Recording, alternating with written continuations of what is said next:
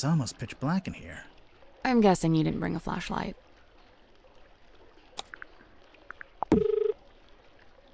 We can use Dirk's cell phone. Do you think he'll mind? Probably not. Point it here. Here? No, not there. Over here. Like this? You're doing it wrong. Point it over here. Over here? A switch. See? I knew what I was doing. Dumb luck. It looks like some kind of dial.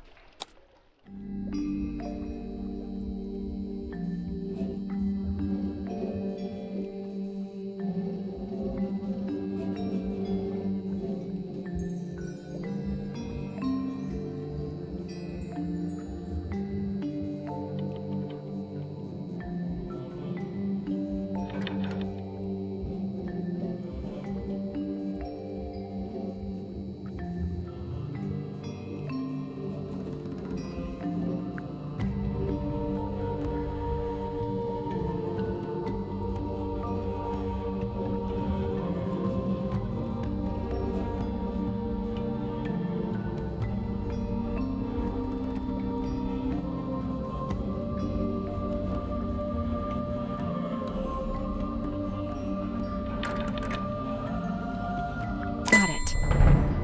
Nice work.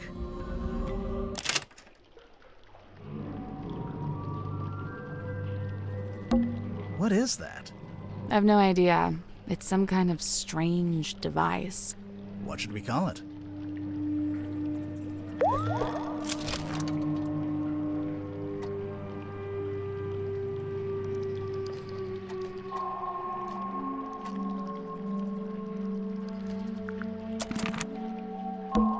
What's this?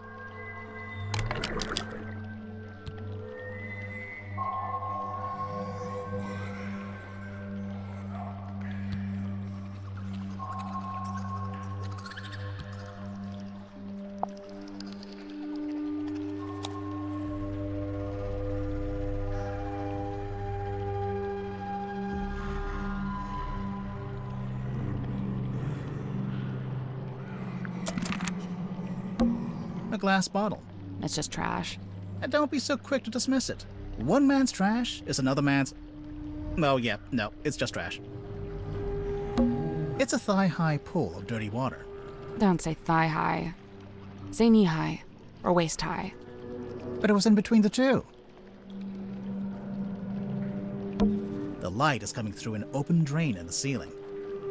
A drain in the floor of the room above, you mean? Literally the same thing. Yeah, this room smells like rust and dirty seawater. I kind of like it. I knew you were gonna say that. You always like the worst smells.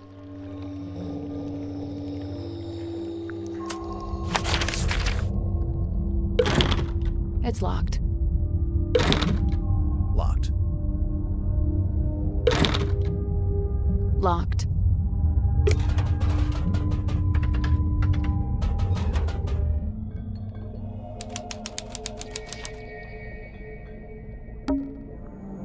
That guy is staring at us. He sure is. I think we'd better talk to him before we touch any of his stuff. Fine. Hello, sir? Two strangers, emissaries from the world above. Yeah, hi. I'm Detective Grimoire, and this is Sally. State your business, and speak only the truth. Well, we're here on the request of the captain. Impossible. The captain is dead. Unless you received a missive from beyond the veil. I should have foreseen this, but now that I'm faced with it, it seems inevitable. No, sorry, she meant the new captain. Captain Sifo. Cynthia. She's asked us to investigate the murder of Magnus Mortuga. We have to talk to all the suspects. Speaking of, can I ask your name? Zacharias Zephyr, the Dream Doctor. A dream doctor? I don't think I've met one of those before. That is correct. You have not. I alone hold the title. Because you made it up? That is correct. So, Dr. Zephyr, What does a dream doctor do exactly? He studies the parapsychological qualities of dreams. Parapsychological? Yeah, that's like psychics and telepathy and stuff, isn't it? How does that relate to dreams? Dreams are transmissions comprised of spirit energy from another dimension. Oh, sure. I mean, that's common knowledge. What kind of other dimension? Spirit energy originates in the spirit realm, of course. Like the afterlife? That is but one of many names. So, have you made any kind of discoveries or breakthroughs? Nothing I can meaningfully explain to you in your current state. What about all this stuff in here? What does it all do? Specialist instruments, most of them too complex or too subtle for you to comprehend. I don't know. It mostly looks like a bunch of old junk. It is an unrivaled collection of rare artifacts. All right. What's the rarest thing you've got? My rarest items are not for the viewing public. Okay, now I have to see what they are. The pull of the unknown. I realized I should have lied and showed you something of middling rarity to throw you off the scent. Lesson learned, huh? How come there's a room like this in the submarine anyway? When I arrived, it was but a simple infirmary. After I set up my equipment, we renamed it the Dream Chamber. And how long have you been here? I was the first person to be invited on board. I joined Magnus here shortly before the submarine's maiden voyage. So, presumably, you know why Mortuga became a submarine captain? Why? Yeah, like, where was he going? What was he doing? He simply told me he'd acquired a submarine and would be living in it for an undisclosed amount of time. That's all he told you? Yet surely there was more to it. I don't doubt it. He was a man of secrets, every bit as much as I. So when you started off, it was just the two of you. But now it's, what, 8 people? We were 9 souls, now 8. I'm not counting either of you. Yeah, I figured. Why did Mortuga want so many people on the submarine? Only a few of them were invited on board by Magnus like I was. The others crossed paths with him merely by the winds of fortune. The last dream before waking. A single phase. Non-lucid. Focus is soft but heavy. All is dark. The endless void. A low voice speaking a forbidden language. Emerging from the beshroudal of the night black sea. A face. Larger than I had known a face could be. I wake. The room is bathed in green light. A green light? Like from the wooden boy? Not dissimilar, but 1,000 times more potent. I leave my chambers, heading for the airlock in which I have some business. I meet Cynthia in the parlor as she emerges from the control room. I notice she is clutching the ship's compass. She also appears visibly upset. Like me, Cynthia's on her way to the lowest deck. She departs and I follow behind. I wait as Cynthia converses with Madame Tadpole at the base of the second ladder. Madame Tadpole ascends the ladder. She is moving with haste and purpose. She requests that I go immediately to the storeroom at the end of the corridor. Did you go? As soon as I'd concluded my business. Which was? Nothing of great import, merely something I needed to collect from the airlock. So you went to the airlock, and then you went to the storeroom? I did, right after I stopped off at my chambers. You understand I first needed to return certain items to their designated storage locations, after which I truly did do as Madame Tadpole had requested. I did ultimately regret my dallying. As it transpired, she had wished to inform me of Magnus Mortuga's death, and there his body lay, in the shadow of his stone cauldron, his blood pooling beneath him. A potent unease was already germinating amongst the group. Doubts were beginning to be sown, and fingers were beginning to point. Magnus Mortuga was a man of great will and great strength. It is hard, still, to accept that he has left us. It really is fortuitous that Madame Tadpole found her way to the Mortuga submarine. Not only is she unusually well suited to living within the confines of the ocean, but she was also unusually compatible with Magnus Mortuga. As far as I know, the two formed a sincere friendship. Huh. I wonder if she knows any of his secrets. She may just. I'm to believe Tadpole had taken it upon herself to discover the source of Mortuga's internal anguish. In her words, she wished to understand him so that she could help him. It was in the course of this endeavor that she begun scouring the ship for information. On one occasion, I entered the captain's cabin to speak with Magnus, but instead I discovered Tadpole quite alone, trawling through his bookshelf. I asked her what she was looking for. She said she didn't know. I noticed Mr. Dansom was quite determined to hold conversation with Magnus. What did Dirk want to talk to Martuga about? Nothing. It was the act of conversation itself he was after. First-hand experience of Martuga's mannerisms, affectations, and vocabulary. When I inquired as to why Mr. Dansom held fascination for such things, he said simply, research. So, Dr. Zephyr, I'm guessing you don't have an actual doctorate.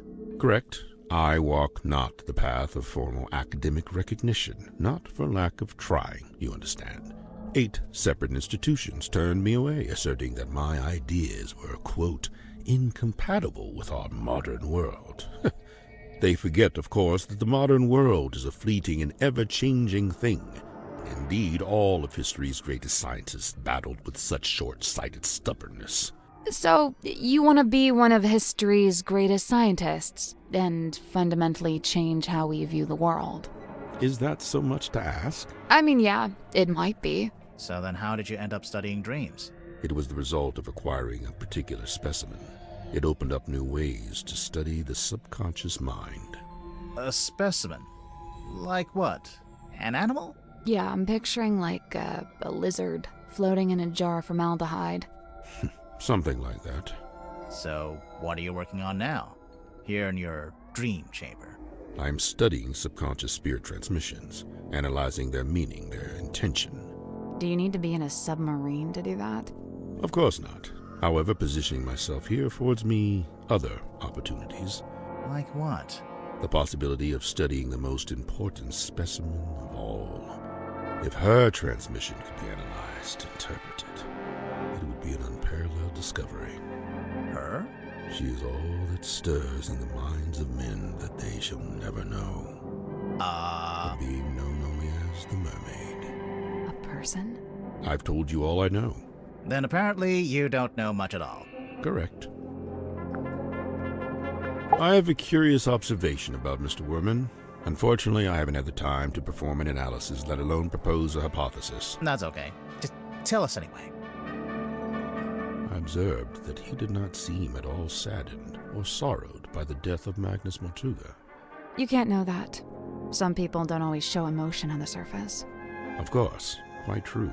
However, Mr. Werman did display an emotion. Relief. Relief? Gazing upon the crime scene, much of the tension coiled up in Mr. Werman's body visibly dissipated, and thereafter he seemed energized, galvanized. How did you meet Martuga? It was on my first visit to Silkworm many years ago.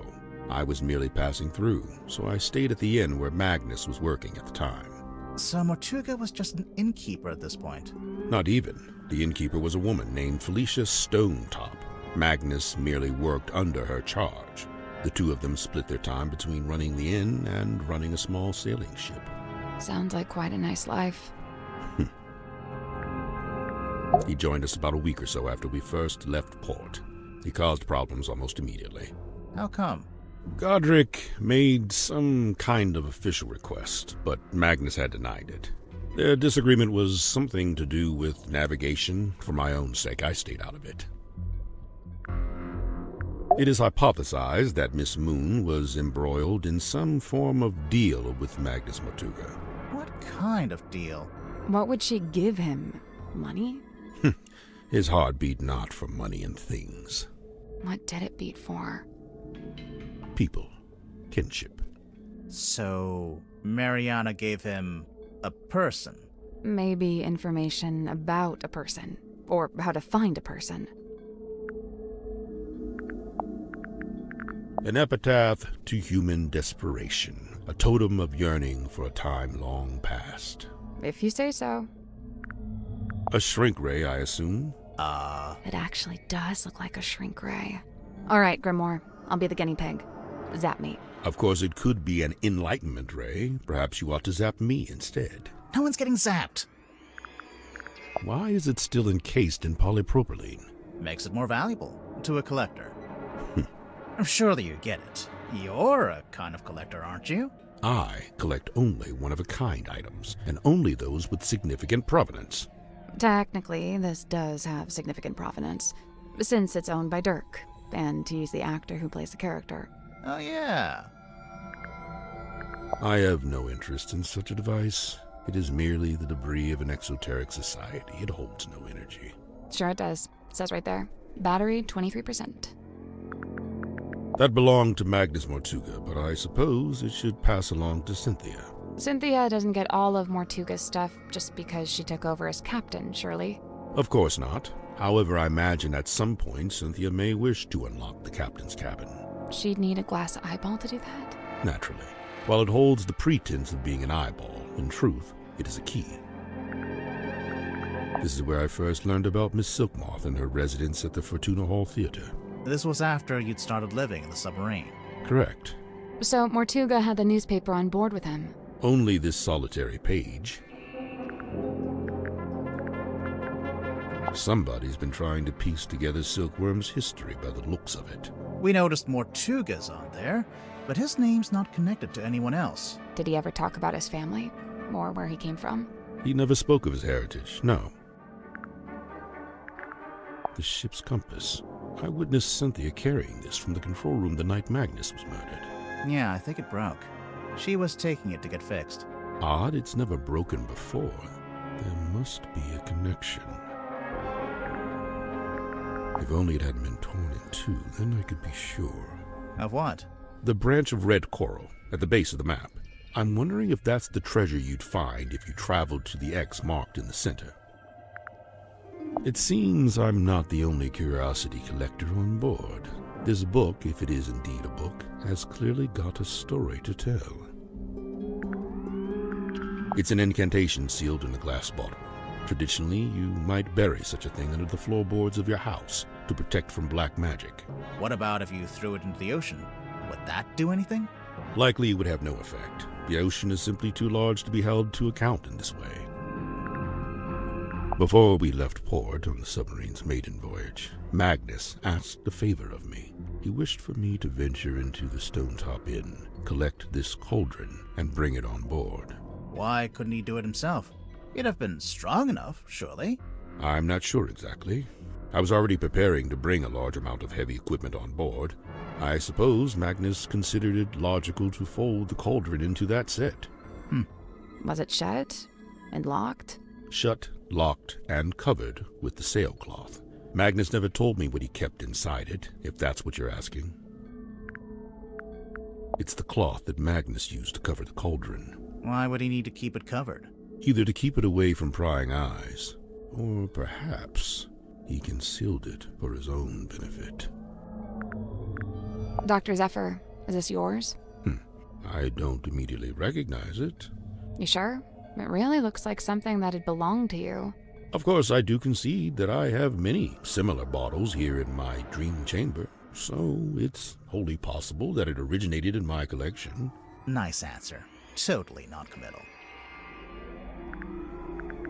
As good as they were, it was not Miss Silkmoth's politricks that interested me. Rather, I was interested in the base mindset they were a symptom of. In particular, her ruminations upon the great unknowns of life and death. There are clues to it, right here. Look at the choice of words.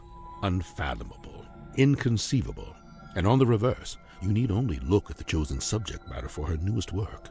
It's a Grim Reaper. Bottled sunlight. It appears somebody's looking to protect themselves from vampires. There's no vampire on board, is there? Of course not. What about Mortuga? I'll admit, it was a rumor for a time. I believe this to be a depiction of a being known as the Mermaid. However, I've nothing to compare it with, as it's the only depiction I know of. It doesn't look much like a mermaid. It doesn't look much like anything, really. Except for the fact it's got a face. At least, I think that's a face.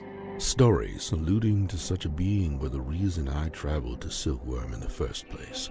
However, I was disappointed to discover that nobody in town seemed to know what I was talking about. It seems to be a secret held by only a very select few. How long has this been chained to the foredeck? Do you know? Since the conception of the submarine, as far as I know. The conception of its current incarnation, I should say. The wider history of the vessel reaches back a good deal further, of course. It seems our collective fate hangs on the outcome of your investigation. I guess. This is a good thing. It is high time for a shifting of the tides. What do you mean? There are too many souls aboard this ship, many of them seeking things they shall not find.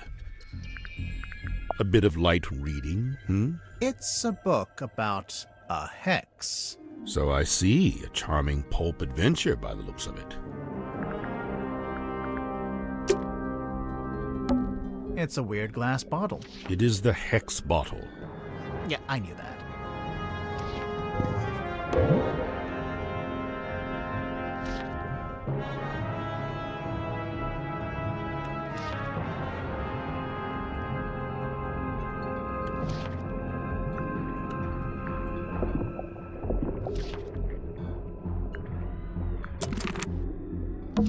It's a weird glass It bottle. is the Yeah, I knew that. I can't see anything important on these shelves. Good, because I couldn't reach the stuff at the top if I wanted to. What's on those wall charts? Sacred geometry. Is that a heavy metal band? I mean, probably. I Good, can't- because I... Okay, I'll bite. What's a hex bottle? It is a glass container with a hex inside. A hex like a magic spell? I've been forthcoming thus far, unusually so for a man of my nature. However, certain things I shall be keeping to myself, especially if it has no bearing on your investigation. What if we can prove it's got something to do with the murder or the crime scene? Ah, well then you'd have forced my hand, wouldn't you?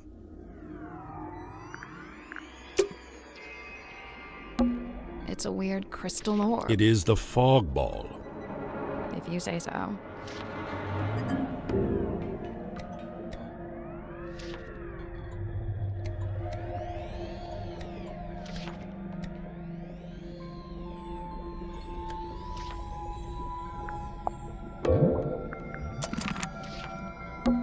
What's on those wall charts? Sacred geometry. Is that a- I mean, probably. Tired? I worry if I slept in that thing, I'd get transformed into a monster or something. I worry that sleeping at a 45-degree angle would be bad for my back. You are old. It's a weird metal helmet. It is the dream helmet. Of course it is.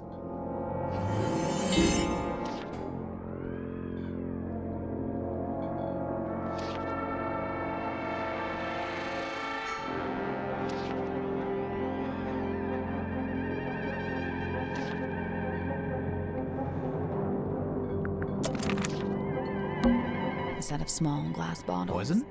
It might just be perfume. I'll meet you in the middle at poisoned perfume.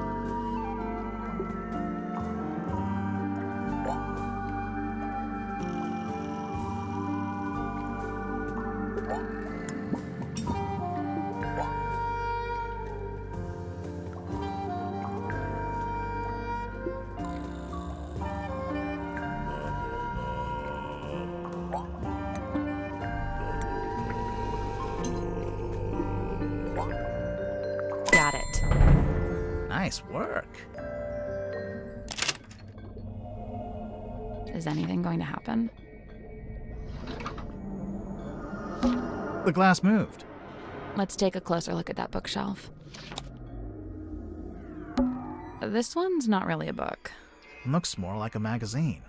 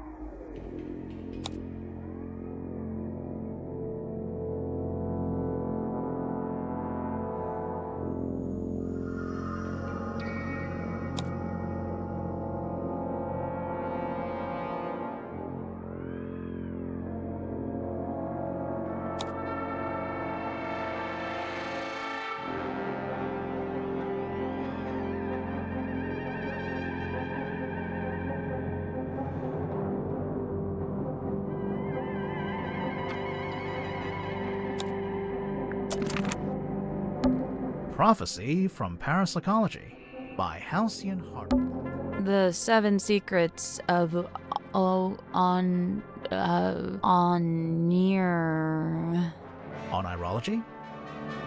The 7 Secrets of Onirology by Edward Edmonton.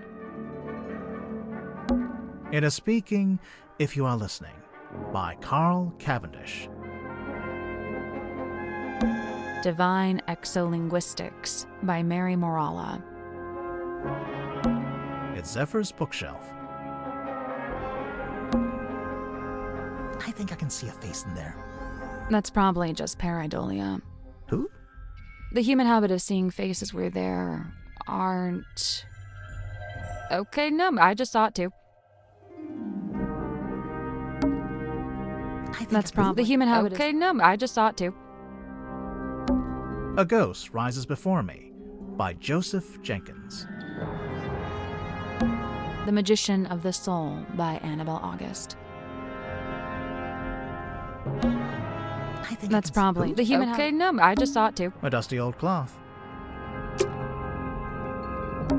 I'll just take a look in this cabinet. Watch out for spiders. Yeah, I don't think there are any spiders. We're on a submarine, remember? I do seem to need constant reminding. What's on those wall charts? Sacred geometry. Is that a heavy metal? I mean, probably. I can't... Good! Because big glass bell jars with creepy things inside. If I had a penny for every time we go somewhere and there's big glass bell jars with creepy things inside. Don't trip on that wire, Sally. Wasn't gonna. It's a big dome. All the light coming from the top gets filtered through the pink glass. It gives the whole room a really weird vibe.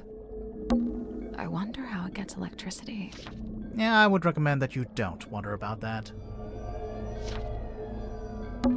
The Dream Chamber? Looks more like an apothecary. The what? An old-timey potion shop. Thank you.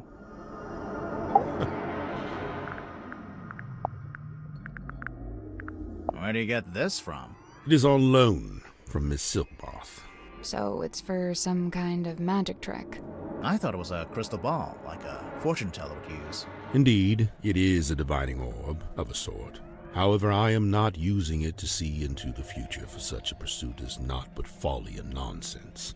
Right, but I'm sure whatever you're using it for is totally rational and sensible. Do not question the orb.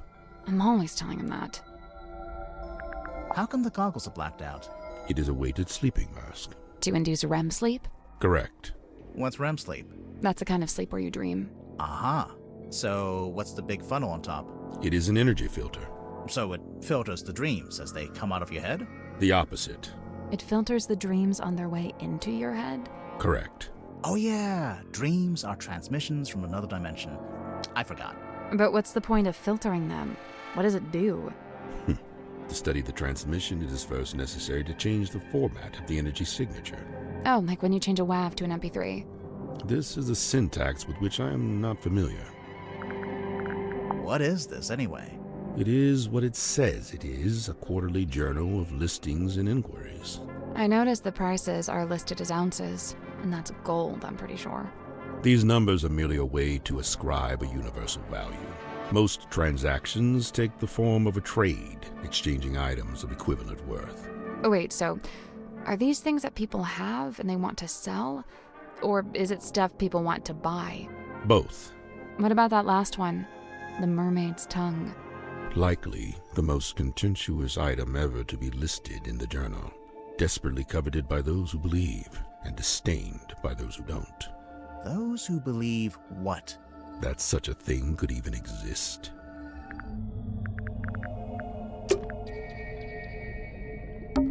The glass moved. Let's take a closer look at that book. I think That's probably the human habit. Okay, no, I just saw it too.